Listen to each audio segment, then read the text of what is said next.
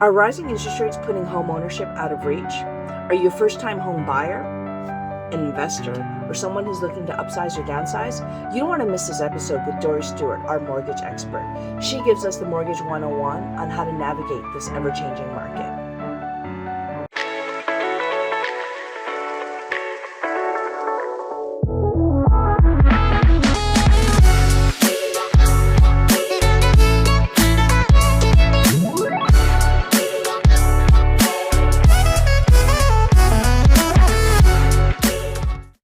All right, everybody. It is awesome to be here again. And I just want to tell you, today we are drinking Uncle Gray tea. And Dorie, who's joining me here, who is my awesome number cruncher mortgage life changer, loves Lady Gray tea. Mm-hmm. And so what I wanted to do was to share with you this Uncle Gray tea, which has got creamy caramel notes and it's got a bit of hint of citrus. So what did you think about it? I love it. I love it. Great. How does it compare to like your Lady Gray preference? I mean, if I was drinking tea on a daily basis, I'd have to default to my Twinings Lady Gray, but this is a lovely change. Awesome. Cool. Well, so thank you so much, Dorie, for joining me. I wanted to just take a moment and be like, introduce yourself. Absolutely. So my name is Dorie Stewart. I am a mortgage agent with Dominion Lending Centers. And I have been doing this since 2003. Oh. So 20 years in. I have a family. I'm married with 3 wonderful young adult children, ages 18, 20, and 22. Still sort of have a busy lifestyle. And I also have a little fur friend named Sherlock, my little Westie, so who is basically my little mortgage buddy and sits behind me when I do all my work all day long. And I live just north of the city in Richmond Hill, but I have literally lived all over the city. So I'm pretty familiar with all of Toronto. Yeah. That's cool. Me. Well, I love it. I mean, because I know like when we have worked together on mortgage deals and working with different clients that, you know, understanding the family life, understanding the stresses, understanding like what people are trying to achieve as they're transitioning from being a first-time home buyer, from moving on to, you know, transitioning to, okay, my kids have moved out. What am I going to do? All of those things have been really helpful. So I've really appreciated those conversations. And I will add to that, I have never forgotten the fear of when I bought my first property in Toronto. Yeah. It was actually in East York. Mm-hmm. And I remember, you know, how nerve-wracking that experience was. Yeah. And so I feel the fear. I understand, you know, what first-time buyers go through. Yeah. You know, because there's a lot of unknowns. Yeah. No, there totally is. Mm-hmm. And I think, you know, one of the reasons why I wanted to bring you here and to talk was I work with a lot of first-time home buyers. And, you know, oftentimes when people come to me, like, okay, I'm ready to look. I'm like, wait a minute. Do you have a pre-approval? And they're like, I already know. I've just like gone online and I've like checked it out. And I'm like, not quite the same thing. Right. And so the way I work is I like to be prepared. I like them to be prepared and to have the confidence of knowing like, okay, if we see a place that you like, we can act quickly. Mm-hmm. And we can act confidently and competently. Yeah. And so this is where I wanted to ask you, like, for someone who wants to buy a house, doesn't even feel like they're able to buy a house, what do they need to know? What do they need to do? And then I want you to come in closer to the mic. All right. Well, listen, as daunting as the market might seem right now, my advice is it's never too early or never too late to get into the market, no matter what stage of life you're in. But the sooner you can get in, the better. The sooner you can start building some equity. This is one of the probably the biggest, you know, financial decisions you'll make in your lifetime. Yep. And I believe that, you know, it's really owning a home. It's a way of building savings. Yeah. And a lot of people don't think of that. But, you know, it's twofold. It's providing shelter And we know inevitably over time, you're going to build equity in that property. So I really believe that people shouldn't be scared about what they're hearing in the market right now. Don't be scared. No. Don't be scared about the market. Not. Yeah, absolutely. Yeah. So, okay. So like for first time home buyers, like how much money do they need to buy a house? How do people calculate that as like just a baseline? Because I get people who are renters who are like, I'm never going to be able to afford anything. Yeah. And I often say to them, hold on, we got to step back. I know media keeps saying there's not enough housing. Mortgage rates are going up. You know, the affordability of housing is gone and people feel despair, right? So people are coming up with like, you know, the bank of their parents. Yeah. And not everybody has that as a privilege to do that. And so I know that there's a lot of consternation from people feeling like, well, how can I even afford to buy a home so I can start building equity? They're like, oh, we missed the boat. We should have bought 10 years ago. And you feel it in their stress. And for me, I really want to kind of demystify that, right? Yeah. Like, you know, and I also start by saying you don't have to buy your dream home the first time. Start with a condo. Start with a bachelor. Build the equity. Move up, right? So how much money do you like? So how much? I mean, typically the old rule was always 4 times your household income. Okay. But I really believe there's more to it than that. There's so much that's factored in. You know, what kind of debts are you carrying? You know, what is your down payment? Is it as little as 5%? Is it as high as 20%?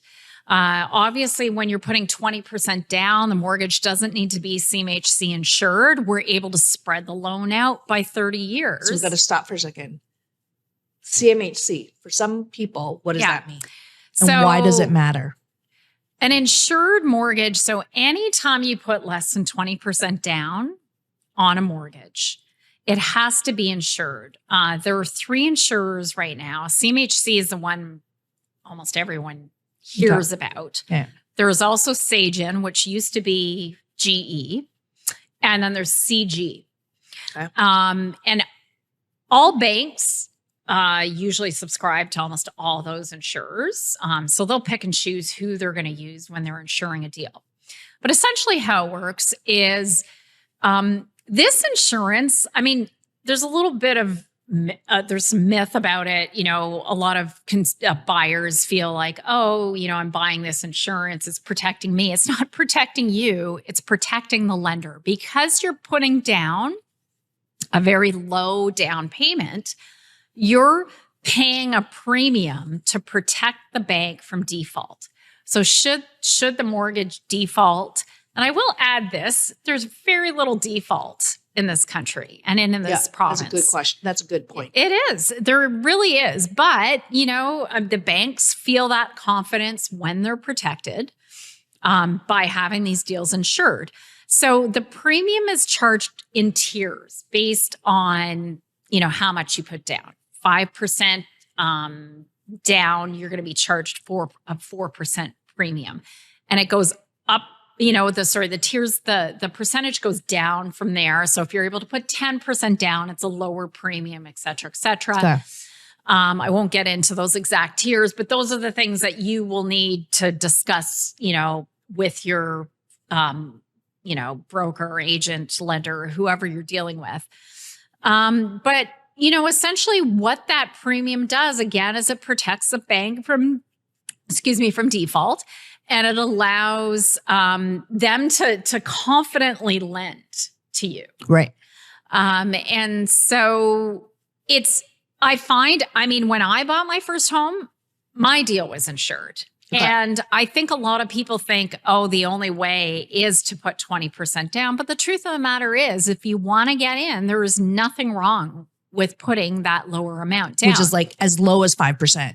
Exactly. It's as low as 5%. If you're able to put 20, you're going to avoid those insurance premiums. How the insurance premium works is that you're being that amount. So it's based on the loan amount, not the purchase price. So 5% you put down, whatever the outstanding loan amount is, that's what the premium is charged on. And that premium is being added to your loan, and it's being factored in with what you qualify for.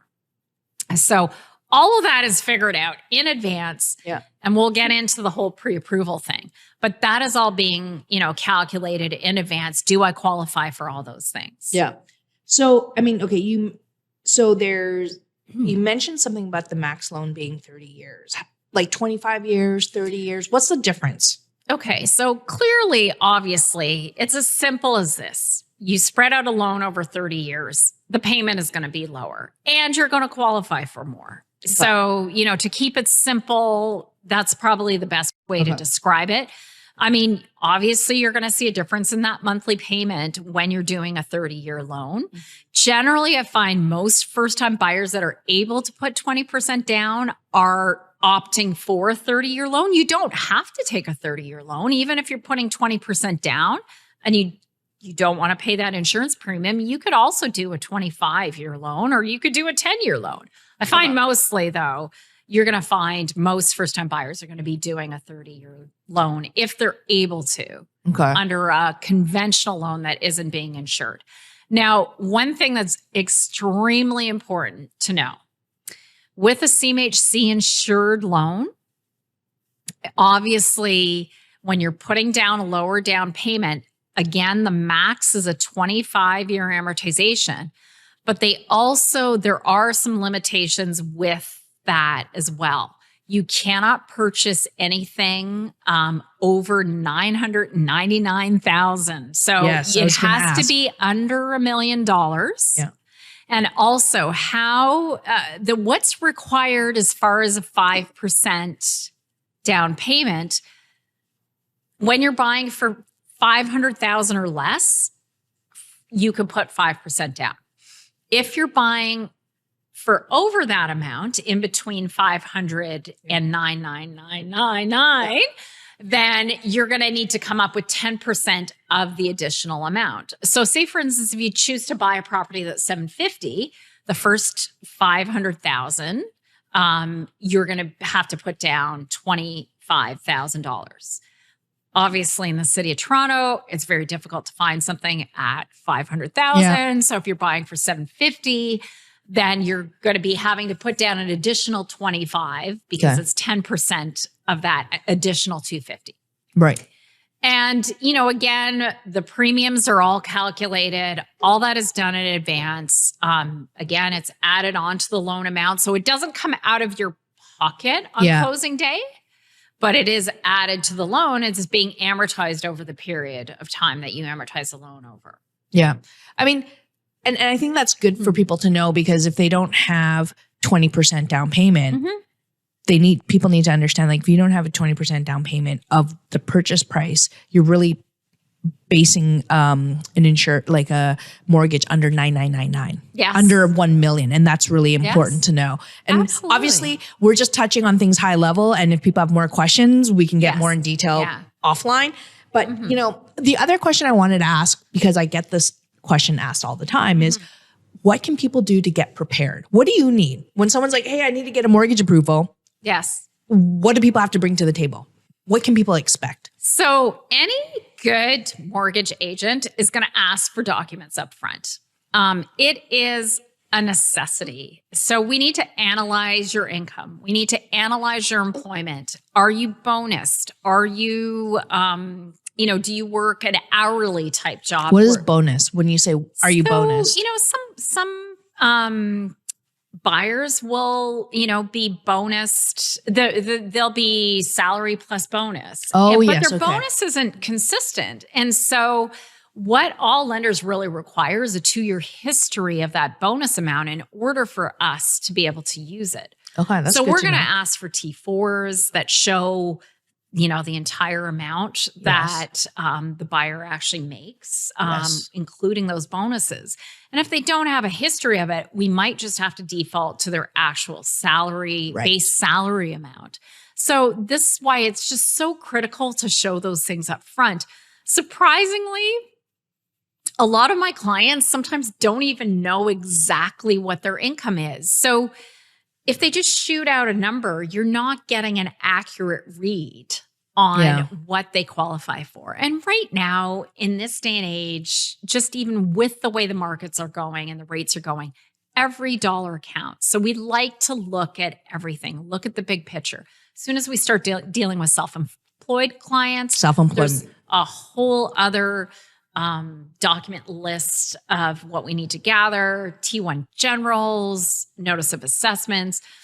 There's a lot of paperwork, but I promise you, doing it up front is the way to do it. Because if you choose to just go rogue and buy in sort of a price range based on some calculator you might have done online, you might be looking in the wrong price range. And you might be denied a loan when the time comes. So it's very critical. This is 100%. Like for me, I'm always about 80% preparation, 20% opportunity. And for me, I invest in the education of all my clients. And I also say, I know you did the calculator and you think you have a good sense, but when we're looking at properties and let's say we're looking at condos, maintenance fees can change. And that could be anywhere between, $300 to $1,000. And I'm like, that's going to change what you can afford. And I know not only afford, but qualify for, because we also have to put in those numbers. It's difficult at the pre-approval stage, but it's one of the questions I always ask clients. And I often ask you, Lee, when I'm dealing with your clients, what do you think the range is for the property taxes on the properties your clients looking property for? Taxes, maintenance and fees. the maintenance fees, because they can really vary throughout the city. You can have, property taxes that might be $5,000 a year, or sometimes in areas they're looking at, it might be $2,500. That makes a huge difference in what the end number will be and what that person can qualify for. So it's another thing I often do is I will pre-qualify. And then when the client finds a property that they want to put an offer on, I'll say, call me up. Let's relook at the numbers. Let's reanalyze this to make sure this still fits. Yeah. You also do your homework up front, right? Because absolutely. We've worked on deals where it's like, okay, we got to go in firm, which means like you have no conditions, you have no financing conditions, and to be successful and to build confidence. Because if a seller's like, look, I don't want to have clauses that mean that we have to wait for pre-approval. So, there are times in the market where it's appropriate to do that. And there are times where it doesn't quite make sense. So the situations are always changing. So there's not one size fits all. It's actually, being prepared. And that's why I always say, please get your pre-approval first, because then we know really what we're looking at. And for most people, I know we live in a world where many people are like going online and I'm like, oh, I just filled out all these numbers on this generic calculator and I know, but they don't, it's the context. Like I think what people miss out is, yes, that gives you one lens, but through the lens, there are multiple lenses that have to contextualize the lending, like some people are like, I've had clients go, oh, but if I go with this lender and they shop around, they're like, oh, I can get a really great rate. And I'm like, but what's the catch? Read the details, right? Because can you speak a little bit about like, sometimes they're like, oh yeah, we'll give you a mortgage at a super low rate. And we might say, oh, mortgage is at 4.75, but these people are advertising mortgage rates like much less than 4.75. It's like, how is that possible? Is it too good to be true? Yes, it is. It can be. There is, do your homework, ask the questions. Are there restrictions on that loan? Does that loan have, clauses that you can't break out of that loan unless you have a bona fide sale? There are products out there. We can sell products like that. I steer away from those products because I've seen what it's done to some of my clients who maybe 3 years into the loan decide that they need to refinance for whatever reason and realize that they're stuck in that product. And they may be able to do something with the lender they're with, but they're not doing it at optimal rates. And it's really restricting them on more than just one level. So I think it's extremely important that you really ask those questions and talk to those professionals, know what product you're getting into and, find out if there are any restrictions or clauses that you need to be aware of. And I think that's one thing I have found in working with so many different clients that you hear about mortgage rates as a general like piece, but without realizing that the devil's in the details, right? And when I've had clients say, oh, but if I shop around and go to this person, I'm like, yeah, but you need to know what your product is that you're getting. Yes. Right. And what's the difference between going with someone who works at a bank, a mortgage, I go to this bank and I'm just going to go with them because I can get a good rate. Is there any benefit to working with a mortgage agent? Well, I think and it's changing. Okay. When I first got into this industry, people were very bank driven. I got my first mortgage from my banker. I didn't know any different. But nowadays, people are realizing that you need choice. You need options. You need the beauty of going with a broker is that we have access to up to 40 lenders. There are products that are out there that you would never know about if you didn't, reach out to a professional like myself. When you go to your bank, you're only looking at the products that they have to offer.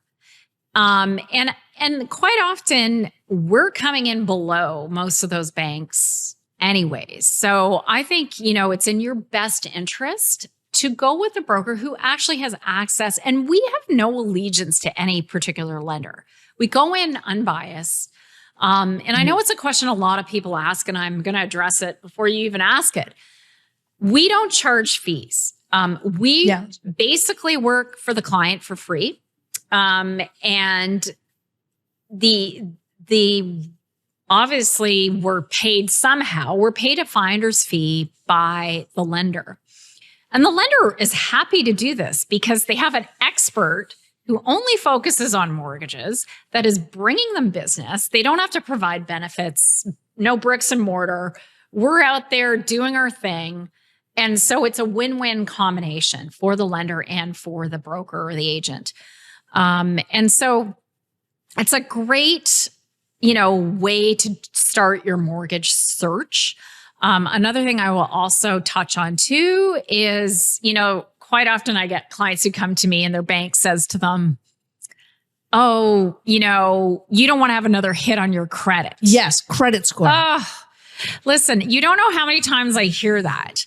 Now, you need to understand that, yes, we do pull credit, but when I pull a credit bureau, it gets attached to the file. So if I send you out to 10 different lenders to be pre-approved, which normally I wouldn't do that anyways, but if that ever happened, I'm not pulling the credit bureau 10 times. It's pulled once, attached to the file, and it sits there waiting to be, reviewed. So you pull it once, but you have access to 40 different lenders. Yes. Yeah. And you see what's the best fit. Yeah. So it's not being, whereas if someone went and like, oh, I don't know if I'm getting the best deal from this person, I'm going to just go try another mortgage. And from bank to bank to bank, then each of those institutions are going to be pulling a bureau. Right. But it's a little bit of a myth out there.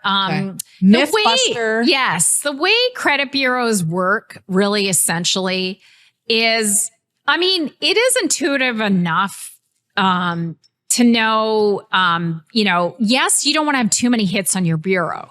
But what they're also looking for is, are you credit seeking a lot? So are all of a sudden you doing a lot of credit checks for credit cards, phones, vehicles, etc. That's when you're seeing points being taken away.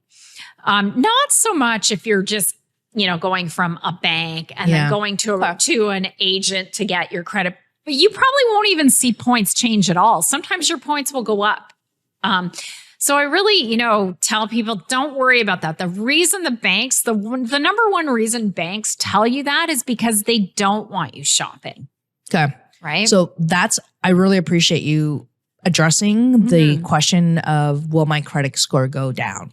Yeah. Because that's important. And I always try to explain to people, I'm like, it's actually really great to work with a mortgage agent because you get access to so many more products. Whereas when you go to the bank, they've got that, their line. Yes. And they're biased because I'm with this bank. This is what we have to offer. We want to kind of keep you in Yes. our revenue stream. Yeah. Right. Exactly. Whereas you still also have access to all the banks, like coming to someone who is a mortgage agent, you've got access to all of the major banks, right? I don't have access to all the Okay. major banks. There's certain banks that choose not to deal with Got it. agents or Okay. brokers. However, we still deal with some of the big banks like TD and Scotia are some of my big lenders that I deal with. And I have great relationships with them. Okay. And I'm also able to negotiate with them directly based on my volumes with them. So again, experience counts as well. If you're dealing with an experienced agent, Yeah. you might find you'll have access to better rates just through the sheer nature that that particular agent is doing a lot of volume with Right. certain banks. Right. Yeah, no, for sure. Yeah. One of the other questions I wanted to ask you about was like, and I did this for a lot of my clients when I knew that a rate, when I heard that, okay, interest rates might be going up, I would always say to my clients who were about to buy, I'm like, get your rate hold. Yeah. So what is a rate hold? Okay. Well, that's a very good question. We can hold rates for up to 120 days. Now, keep in mind that the sale has to close within that 120 day period to get that rate. But generally, if you're out shopping, I mean, Lee, you would know best, but it's probably nowadays the longest closing is usually about 60 days. It can be anywhere from 45 to 60, sometimes as short as 30 days. Yeah. Yeah. So it's always very critical that you get those rate holds in place. And if you're running out of time, there's nothing wrong with going back in and extending that rate hold. It might not be the same rate, but you want to push it out again so that you can, you have the luxury and time to shop. And then when you do already have a rate hold, you can kind of use that to help leverage to some degree, right? Absolutely. You know exactly what you're going to be paying each month based on, the approximate loan size you think you're going to have with that purchase. Yeah. Versus if you don't get a rate hold, you don't know what you're going to be subject to. Yeah. And that's the thing, right? Where now, can you have more than one rate hold? Absolutely. Yes. Okay. So sometimes what I'll do, obviously the variable rate isn't as popular in the moment for, obvious reasons. However, in the past, sometimes I've done, now people will ask, how can you hold a variable rate? Well, there are certain lenders that will hold the discount off a prime rate. So, I would do a discounted hold on a variable rate, and then I would do a fixed rate hold. Or sometimes people will say, can you rate hold a 3-year term and a 5-year term? And so I'll send it. It depends on the lender. Yeah. Certain lenders will actually blanket rate hold all the rates. But most lenders, you have to, choose what you're holding.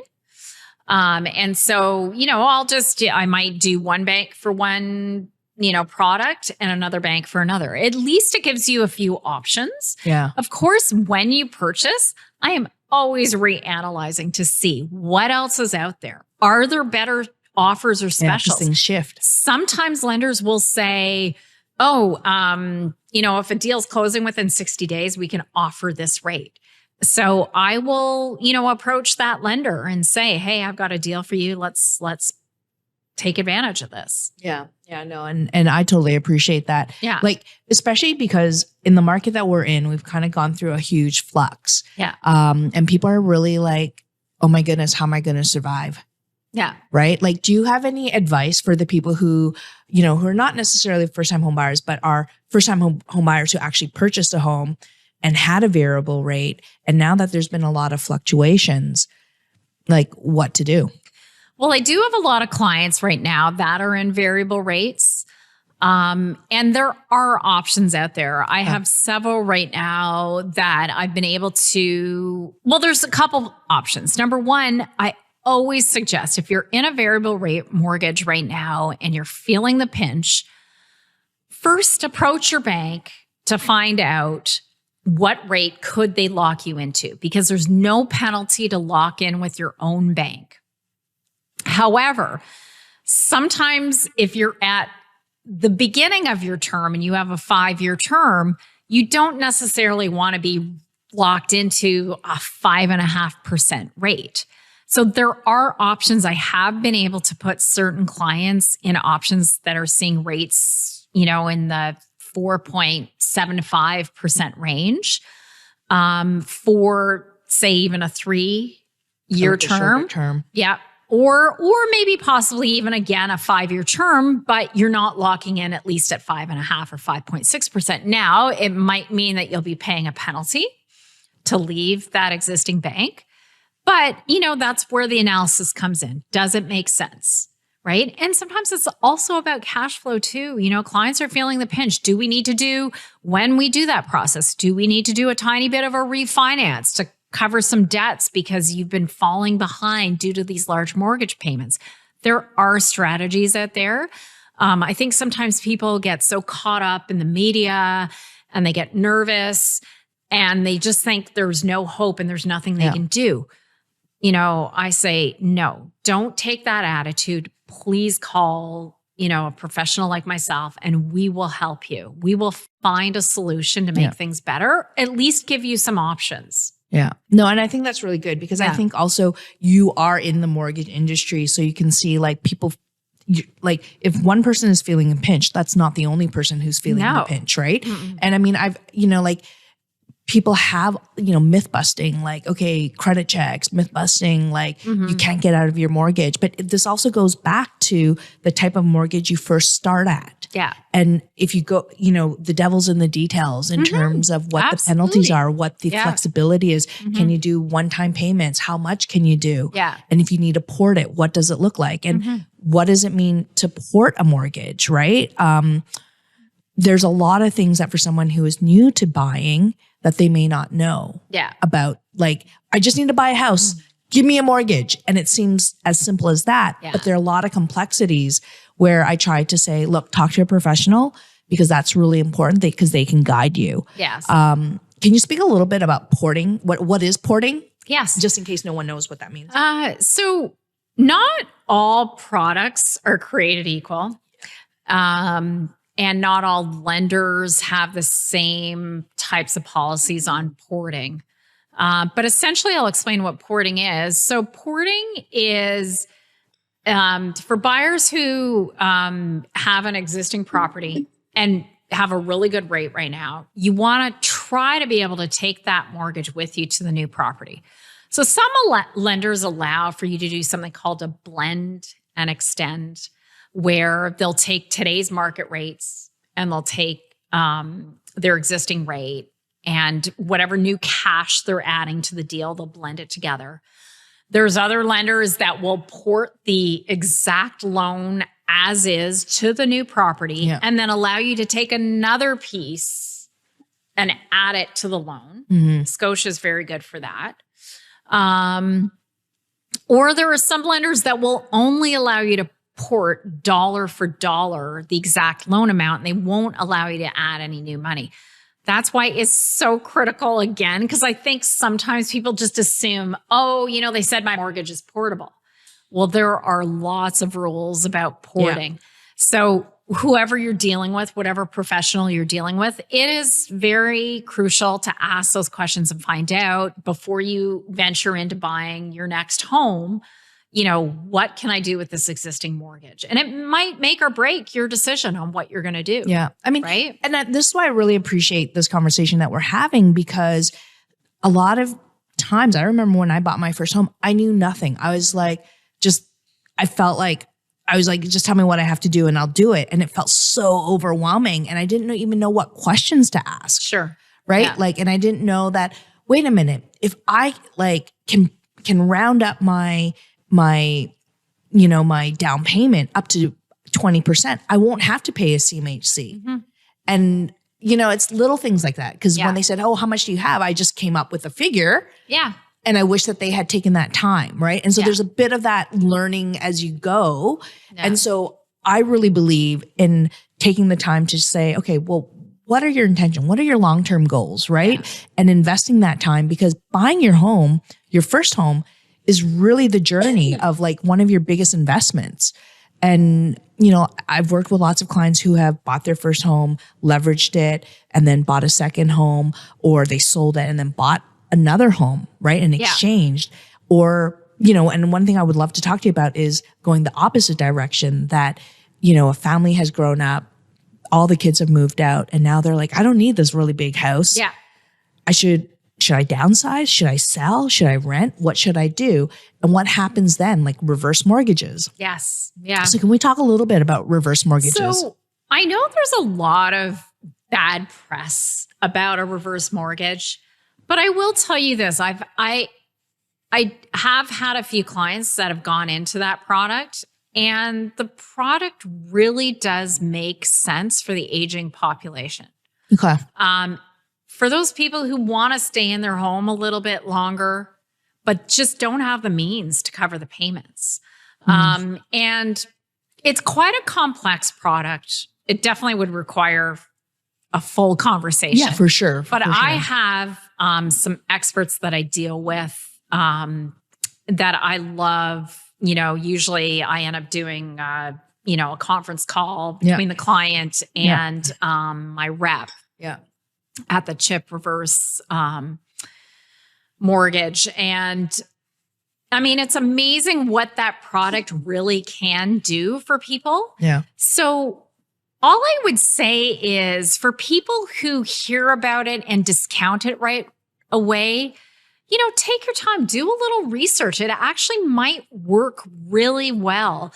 I know there's some, there might be some of the younger population that are thinking about their parents and seeing their parents struggle, because we all know that, sometimes CPP, OAS, et cetera, is not covering even their basic bills.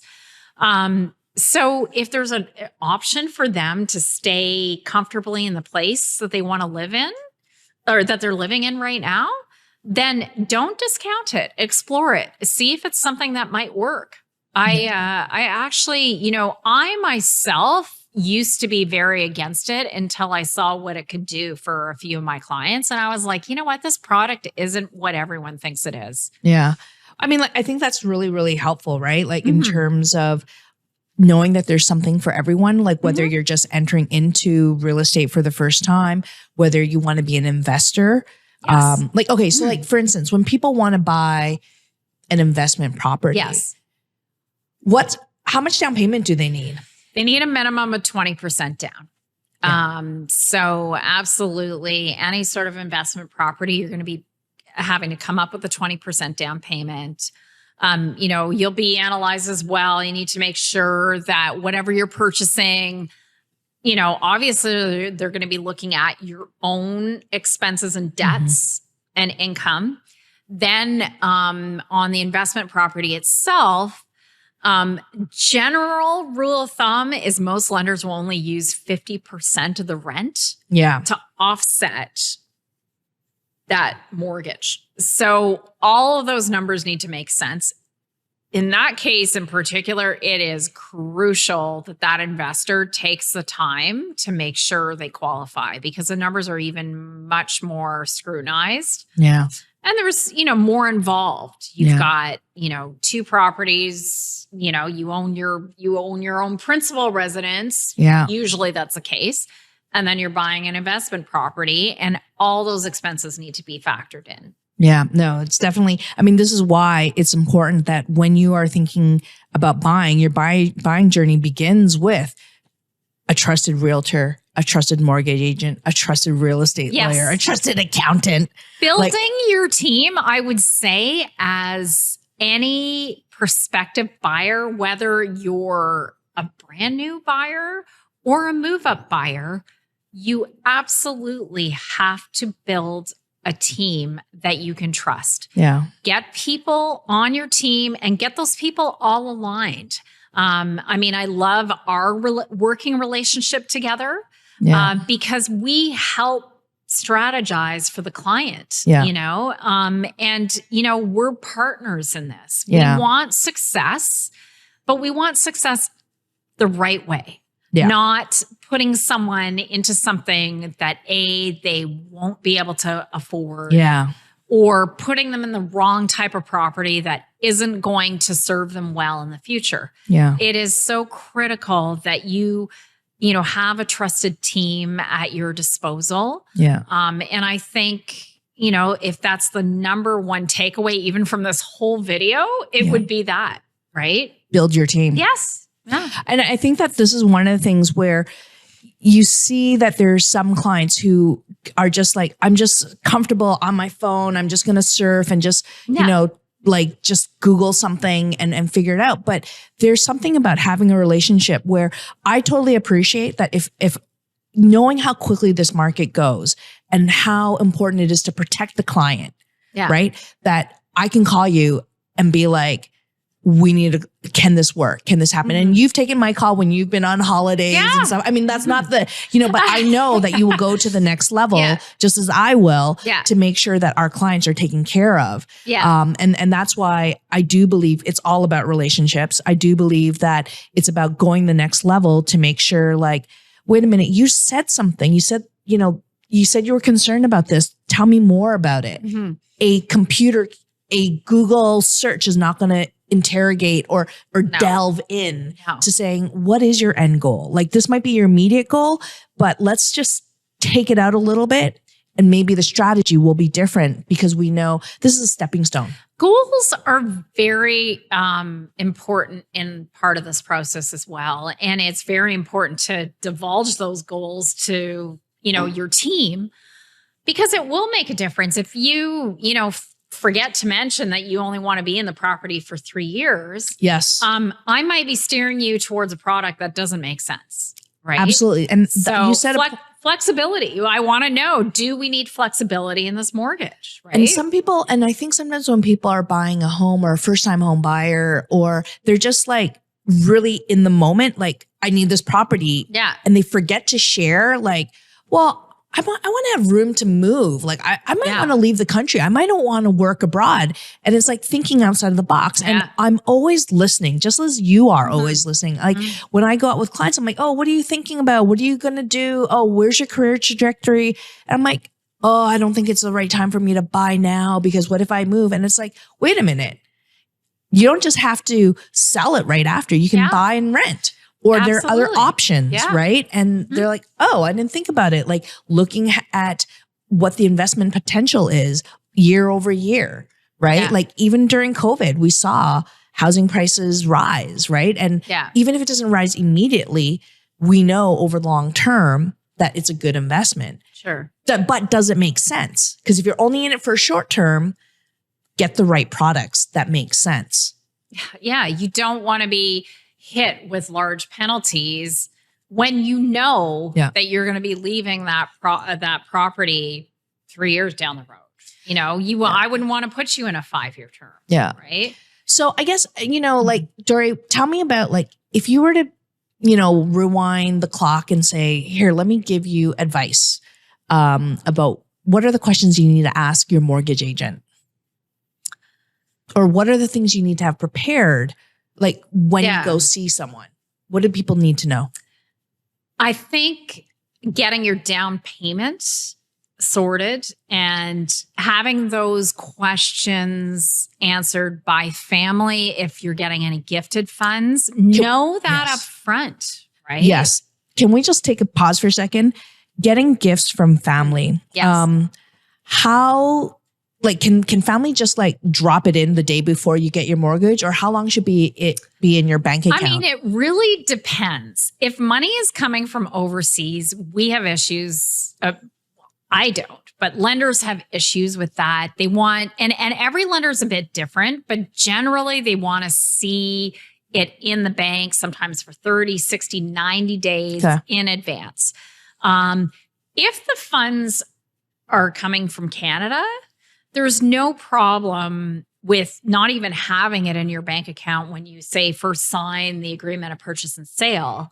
But there will be a gift letter that's required. A gift letter. And we will need to prove that the funds are in the account, say maybe 3 weeks to a month before closing. It really depends on the lender. Yeah. But, to back up a bit as we were talking, I know we sort of, focused more on the gift, but it is true. Like one of those things that I always want clients to do in advance is really know your income, gather your income slips, your pay stubs, your job letters, know what kind of gift you're getting. If you're getting any sort of gift from family, clarify what the amount is, because it can make a huge difference. Yeah. You Have know, those conversations up front. absolutely. If it's a loosey-goosey conversation, we can't rely on those funds, right? Yeah. When we're doing your pre-approval, we need to know what those numbers are.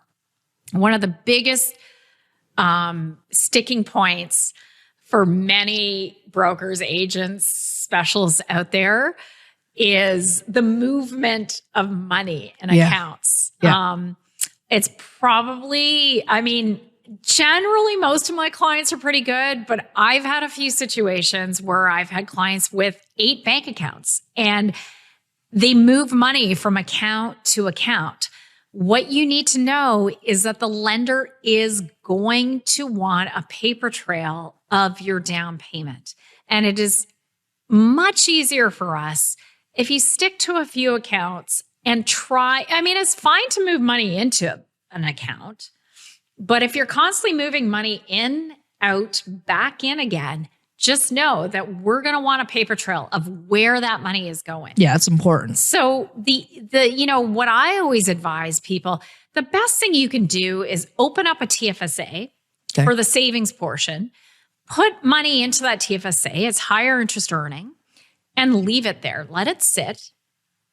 And then obviously if you're taking from your RSPs, and I will mention this too, the max you can take out of your RSPs as a first-time home buyer is $35,000. So you're allowed to take that without being initially taxed. You will be taxed over time, but you're allowed to do that as a first-time buyer to put towards your purchase. And but all those little things. I mean, these are the things that these are the questions that you need to ask. But these are the things that any seasoned mortgage broker will go through with you. Yeah. And so again, as Lee had said, devil in the details too. I mean, it is very important that you go and it's not all going to happen in one conversation. No, it's overwhelming. I right? know. Yeah. And that's why I really appreciate you taking the time to at least sit with me and to kind of like run through the basics. Like we will have follow-up conversations because there's so many other dynamics and nuances to things. Yeah. But at the very most, as a first-time home buyer or someone who's thinking about transitioning, what they have, knowing what they need to come with and how to be prepared and understanding the process is really important. And it's not just as simple as I just punch stuff into a computer and I know what it is. There's context is important, and vision and goals factor into making sure you get the right product. I think one of the things, that, social advertisers, et cetera, get your pre-approval in 60 seconds. This is one thing that you don't want to come back in 60 seconds. You need to take the time, ask those questions. It is a process. Yeah. And you need to make sure that everything is factored in. Yeah. A 60-second pre-qualification or pre-approval really isn't going to give you all those answers. Well, I mean, it speaks to the piece about in real estate, I will say the most successful, relationships have not been transactional. No, it's about relationships 100%. And whether it's with your realtor, with your mortgage agent, with your lawyer, it's not just like boom, boom, boom, boom, and I got it in 30 seconds or 60 seconds. It's the responsiveness is important, but it's also having the human connection of why are we important? Why are we a part of this puzzle? Because there's so much information coming in different directions that you're putting it together to say, well, your situation is unique.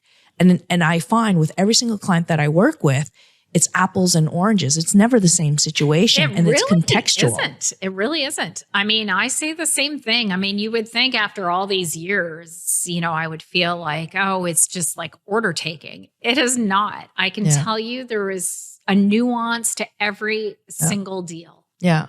And, I think also give yourself the time. Like a lot of clients I find are overwhelmed sometimes with, this is information overload. And most people want to duck their heads, put it into the sand and just tell me what I have to do. But we can break it down to make it simpler. We can break it down so that you have time to process. And that's something that is number one, the most important thing, because when you understand what you're getting into, you feel empowered and you feel less overwhelmed, right? And that's why I genuinely love working with you, because I know you go the extra mile to make sure that people understand what they're getting and to understand their situation. And we can't take that for granted, because we've had so many situations, like so many deals that were quite seamless. And there's an art to that. Yes. It's not easy because it's easy. It's because we did all the homework up front. Exactly. So, okay. I wanted to say that we're just going to wrap up a little bit. Yeah, and I really appreciate it. I know this isn't going to be our first time talking, time. But the favorite quote that I had asked for you was, you had shared with, there's no place like home. I'm sure you all are familiar with this. There's no place like home. It seems Judy Garland as Dorothy from The Wizard of Oz. It just seems so cliche, but really it is so true.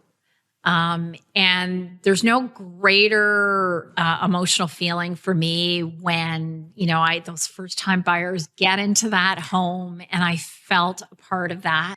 Yeah. Because the truth is that's where all the memories are made. And, it might not, the first place you buy might not be, your forever home. Yeah. But every place you live in is going to conjure up memories over time. And, hopefully mostly good memories. And I just think, that's just I know it's such a simple saying, but it's so true. It's totally true. I love it. Well, click your heels and you'll be there. Yeah. I've got my red. I should be wearing red shoes. Oh, right? yeah, for sure. Well, thank you, Dorie. I really appreciate your time. And I hope you enjoyed your Uncle Gray tea. I loved it. I thank you. I appreciate it. Thanks, Lee. Thanks for having me. Thanks.